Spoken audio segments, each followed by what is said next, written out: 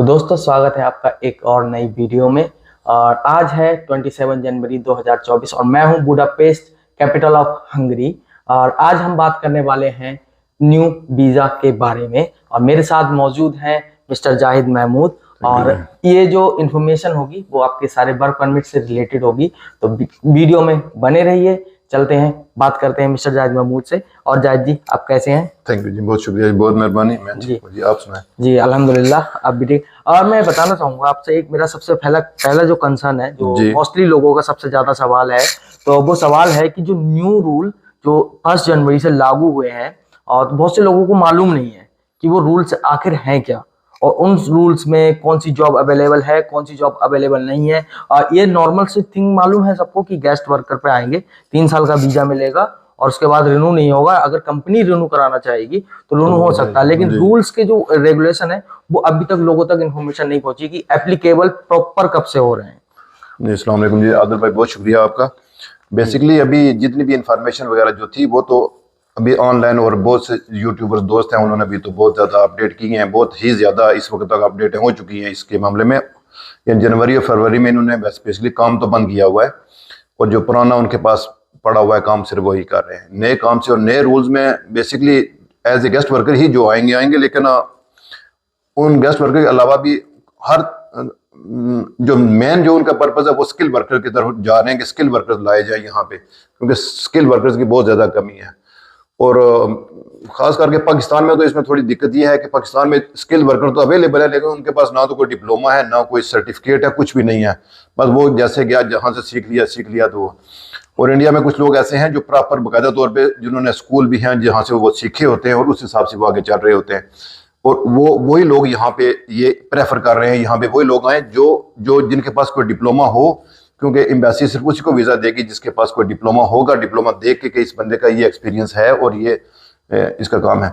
और जो डिप्लोमे के बगैर लोग आएंगे उनको एज ए गेस्ट वर्कर और बगैर स्किल के वो गेस्ट वर्कर में ही अकाउंट होंगे। जो गेस्ट वर्कर आएगा वो आएगा जो 2 साल का वीज़ा लगेगा, या 1 साल का, या 2 साल, जितना कंपनी चाहेगी 1 साल के लिए, तो वो 1 साल के लिए आएगा। अगर वो 2 साल कहेगी 2 साल के लिए आएगा, और मैक्सिमम 3 साल तक वो रह सकता है यहाँ पे। ये नहीं है कि वो उसके बाद नहीं रह सकता। अगर कंपनी डिमांड करेगी कि बंदा हमें चाहिए ही चाहिए, तो फिर वो बंदा हो सकता है कंट्री आउट होकर दोबारा आ जाएगा। अगर वो अच्छा काम कर रहा है, अच्छा स्किल वाला है, और जो भी उस लिहाज से तो वो ठीक रहेगा, उसको वो आ सकता है। कोई इतना बड़ा इसमें वो इशू नहीं है। बेसिकली मेन हेडलाइन है, जो हंगरी में लोग आएंगे जो नॉन स्किल वर्कर होंगे, जैसे कि हेल्पर, उनको हमेशा गेस्ट वीजा दिया जाएगा। अगर किसी को स्किल वर्कर में आना है तो उनको अपने एक्सपीरियंस और डिप्लोमा शो करना होगा एम्बेसी को। नॉर्मल जो वीजा इजीली कन्वर्ट हो जाता है। दूसरी कंपनी में अगर आप मूव करते हैं तो वीजा दोबारा से रिन्यू हो जाता है। बेसिकली ये है ना, जो स्किल वर्कर होंगे उनके लिए ये है कि वो 3 साल के बाद वो PR भी अप्लाई कर सकते हैं, परमानेंट रेजिडेंस जो होता है वो भी अप्लाई कर सकते हैं। वो भी 2 किस्म की होती हैं, एक EU होती है और एक हंगरियन जो होती है, वो 3 साल के बाद आप यहाँ से अप्लाई कर सकते हैं। और जो दूसरी है जिसको EU कहते हैं, यूरोपीय यूनियन वाली है, वो आप 5 साल के बाद अप्लाई कर सकते हैं। तो खास करके जो स्किल वर्कर होंगे उनके लिए तो बेनिफिट है, वो यहाँ पे रह भी सकते हैं, और उस पे ही आगे वो यहाँ पे PR भी ले सकते हैं। और उसके बाद PR के बाद फिर वो 8 साल के बाद पासपोर्ट का सिस्टम होता है, जैसे वो यहाँ की नेशनलिटी वगैरह जो कहते हैं वो ले सकते हैं। जी काफी समय से रोमानिया और बुल्गारिया का जो सेनेगन में आने का चल रहा था प्रोसेस, और अभी शायद न्यूज निकल के आई है कि वो आए हैं या नहीं है। तो अभी उनका रोमानिया का और बुल्गारिया का क्या स्टेटस है सेनेगन के लिए? वो रोमानिया, बुल्गारिया और क्रोएशिया, ये तीनों कंट्रीज हैं, वो तो बाकायदा तौर पे शेंगन में आ चुके हैं। रोमानिया और बुल्गारिया ये दोनों, इनमें अभी थोड़ा सा अभी रहता है। वो ये है कि जो जमीनी सफर है जैसे बाई रोड, वो अभी उन्होंने नहीं ओपन किया, और बाकी बाई एयर और बाई समुद्र के रास्ते से बाई सी जो है वो उन्होंने ओपन कर दिया।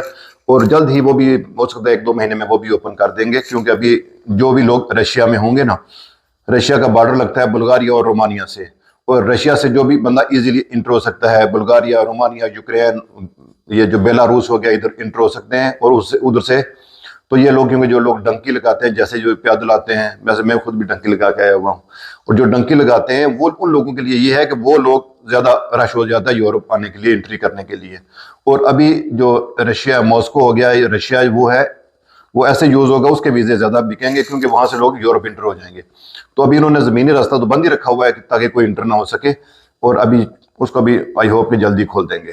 तो मतलब इजीली है कि अगर आपको रोमानिया और बुल्गारिया का अगर आप वीजा मिलता है, अगर वो जेन्युइन है, कहीं से भी वीजा अगर आपको वर्क परमिट मिल रहा है तो आप आ सकते हैं। बहुत हमारे दोस्त जो रोमानिया बुल्गारिया में पहले से ही काम कर रहे हैं, वहां रह रहे हैं, कुछ डेयरी फार्मों में, कुछ फैक्ट्रियों में काम कर रहे हैं।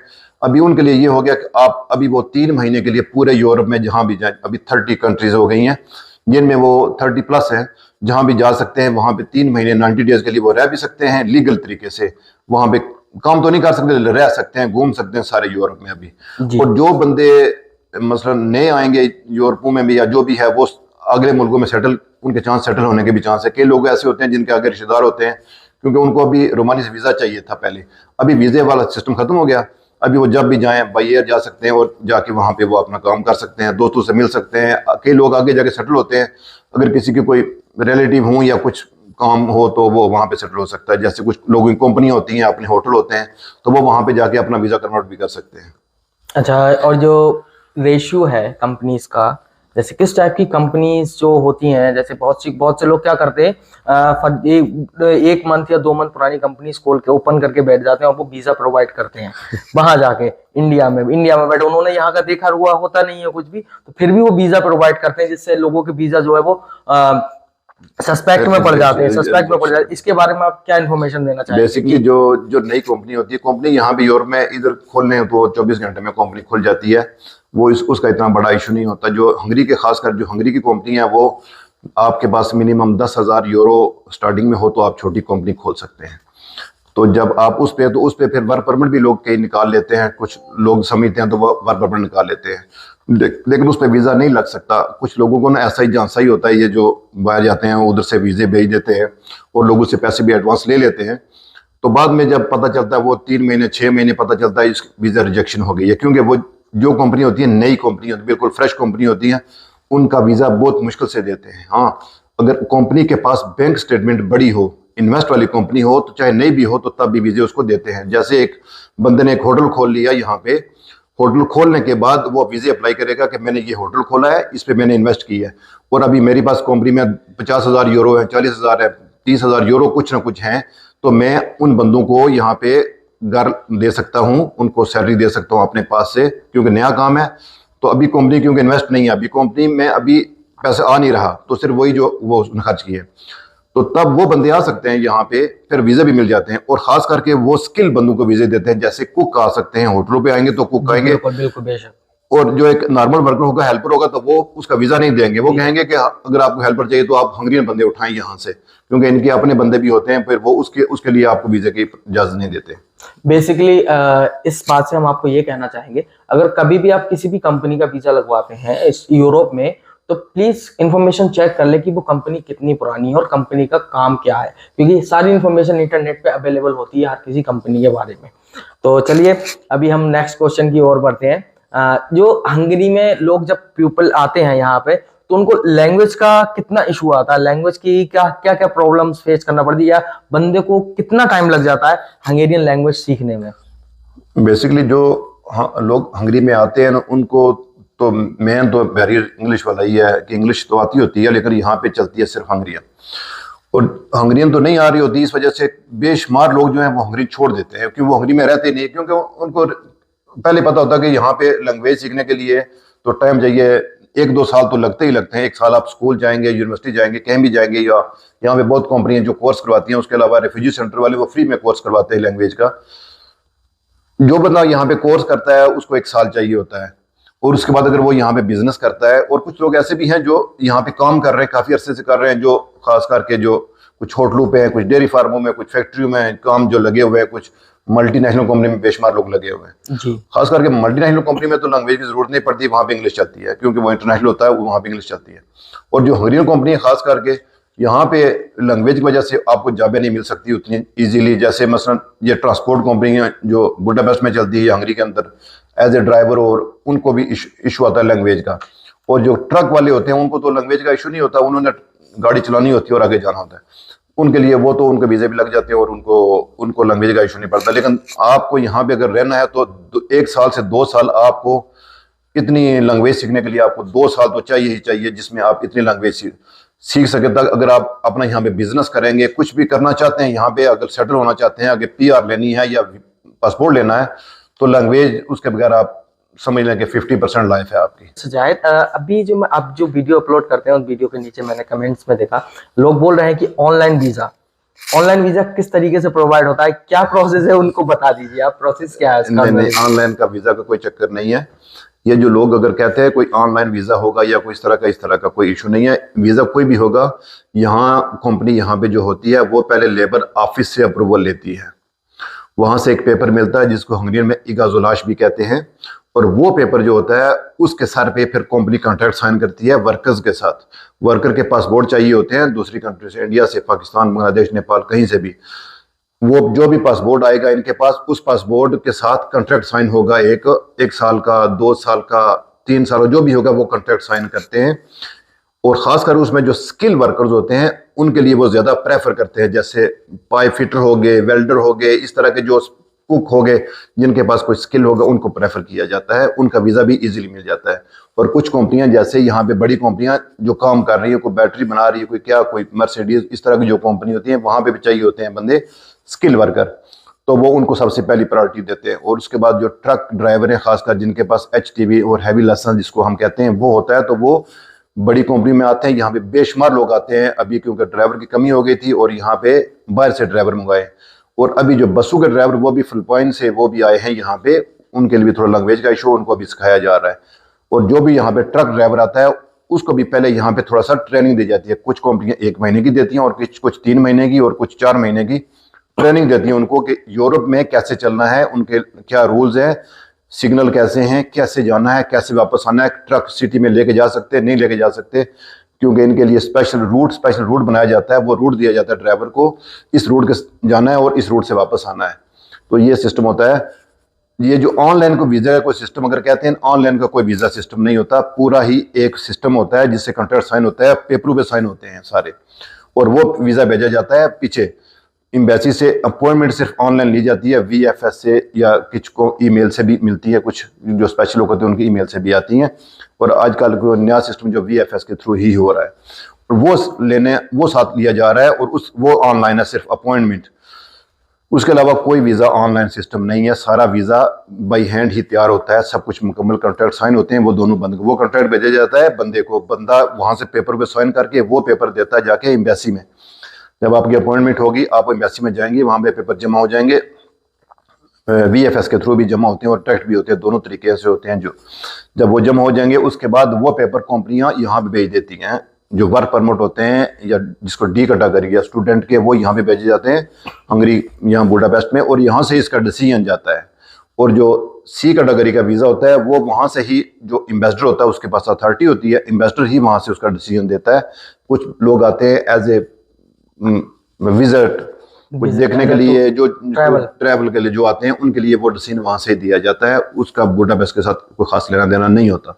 लेकिन मेन जो वहाँ से दिया जाता है डिसीजन उसका। और जो D कैटेगरी के जो भी होगा वो वहाँ से एम्बेसी यहाँ पे ट्रांसफर करती है पेपर सारे वहाँ लेके। और अगर कोई मिसिंग लेटर हो तो वो भी, अगर किसी का लॉयर है तो वो लॉयर मंगवा सकता है, नहीं तो वो आपको फ़ोन या ईमेल के जरिए मांग लेते हैं कि भाई ये आपके पेपर है, मिसिंग है, ये आप प्रोवाइड कर दें। ये होता है, और ऑनलाइन सिस्टम कोई भी नहीं होता। जी जी, आपने बहुत सारी स्किल वर्कर के बारे में बताया, बिल्डर वगैरह, लेकिन जो प्रोफेशनल जॉब होती हैं, जो हंगरी के अंदर प्रोफेशनल जॉब है, जैसे इंजीनियर्स की हो गई, डॉक्टर्स की हो गई, और बहुत सारी प्रोफेशनल जॉब्स अवेलेबल हैं, जो वहाँ से लोग अगर अप्लाई करना चाहें उन जॉब्स के लिए, तो उसके लिए क्या प्रोसेस होता है, या वो अप्लाई कर सकते हैं या नहीं कर सकते? अप्लाई तो कोई भी कर सकता है, अगर कंपनी प्रोवाइड करती है वर्क परमिट तो कोई भी अप्लाई कर सकता है, उसमें कोई ये नहीं है कि नहीं कर सकता। अगर कंपनी वर्क परमिट निकाल के दे देती है तो यहाँ पे आता है इशू लैंग्वेज का। आपको एक बंदा चाहिए, इंजीनियर चाहिए यहाँ पे, तो इंजीनियर तो तब ही आ सकता है, तब ही उसको काम मिल सकता है कि उसको हंगरियन आती हो। तो सबसे मेन, क्योंकि लोग UK कनाडा उस तरफ ज़्यादा इसलिए करते हैं, आयरलैंड हो गया उधर, क्योंकि इंग्लिश चलती है। हंगरी में बहुत कम लोग इंग्लिश बोलते हैं, अभी जो नई जनरेशन है वो तो इंग्लिश बोलती है इस वजह से। और उसके बाद जो डॉक्टर हो गए या इस तरह के जो एक्सपीरियंस लोग हो गए, डॉक्टर भी अगर यहाँ पे आते हैं तो वो भी एज ए डॉक्टर यहाँ पे काम नहीं कर सकते। हाँ, जो यहाँ पे पढ़े हुए हैं, जिन्होंने यहाँ पे आके MBBS किया, उसके बाद जो स्पेशलिस्ट यहाँ पे ही किया तो वो यहाँ पे एज ए डॉक्टर काम कर सकते, लीगली काम कर सकते हैं, क्योंकि इक्वल सिस्टम हो जाएगा, क्योंकि वो यहाँ पढ़े और हमारा और इनका इक्वल सिस्टम नहीं है। और जो भी होगा, जहाँ से भी बंदा आएगा यहाँ पे, पहले इनकी जो आपकी डिग्री होगी वहाँ की, वो यहाँ से ट्रांसलेशन होने के बाद जो इनका जो गवर्नमेंट का जो महकमा होता है जो तालीम का, वहाँ पे जमा करानी पड़ेंगी आपको। और हायर एजुकेशन जो होती है उनमें जमा करवाने के बाद वो आपको फिर बताएंगे कि आप उसके बाद कोर्स करें या ना करें। आपको 6 महीने का कोर्स करना पड़ेगा, और जो भी यहाँ पे नया बंदा आएगा उसको 6 महीने का कोर्स तो लाजमी करना पड़ता है, वो लाजमी है, वो करना ही पड़ता है, वो उसके बगैर वो आगे काम ही नहीं कर सकता लीगल तरीके से। जो इंडिया में लोग बैठे हुए हैं, बहुत सारे जो अपने आप को कंसल्टेंसी खोल के बैठे हुए हैं और बहुत बहुत सारी बड़ी बड़ी बातें करते हैं बैठ के, और जो इंडिया से बाहर नहीं निकले, तो उन लोगों के लिए क्या कहना चाहेंगे? और पाकिस्तान में भी है, पाकिस्तान के भी बाहर नहीं निकले, उन लोगों के बारे में क्या कहना चाहेंगे आप? बेसिकली हमारे वहाँ पे लोग सादे लोग होते हैं, उनको पता ही नहीं होता। तो जो ऑफिस बनाए होते हैं वो तो पहले पैसा भी, एडवांस पैसा भी ले लेते हैं कि भाई आप 5 लाख एडवांस दे दो, तो उसके बाद हम आपका वीज़ा अप्लाई करेंगे, ये होगा या जैसे भी होगा। लेकिन कुछ लोगों के साथ यहाँ पे कॉन्ट्रैक्ट भी होते हैं कंपनियों के साथ। अगर किसी का कॉन्ट्रैक्ट कंपनी के साथ है, लीगल तरीके से है यहाँ पे, तो वो तो वर्क परमिट भी जारी करेंगे, 2 करेंगे, 4 करेंगे, 10 करेंगे, 20 करेंगे, कंपनी कर सकती हैं यहाँ से। जितने मतलब बंदों की ज़रूरत होगी, अगर यहाँ पे 20 बंदों की ज़रूरत है, वो 20 वर्क परमिट निकालेंगे, भेज देंगे। जो खासकर जो मैन पावर कंपनी है ना, मैन पावर कंपनी जो पीछे होती हैं, उनको उनके वीज़े ज़्यादा लगते हैं। और कई बंदे तो ऐसे ही होते हैं, जाड़ीदार होते हैं, तो उनके तो फिर बहुत कम चांस होते हैं वीज़े लगने के। हाँ, किसी का, कई लोग ऐसे हैं जो यहाँ पे डेयरी फार्मों में भी हैं, वो वहाँ से भी पेपर लेते हैं और वहाँ से भी वीज़े निकलवाते हैं। कुछ फैक्ट्री में लगे वो भी वहाँ से लेते हैं। बस जिसका जो भी जुगाड़ चल रहा है तो वो चला रहा है। बस इतना ही है जी।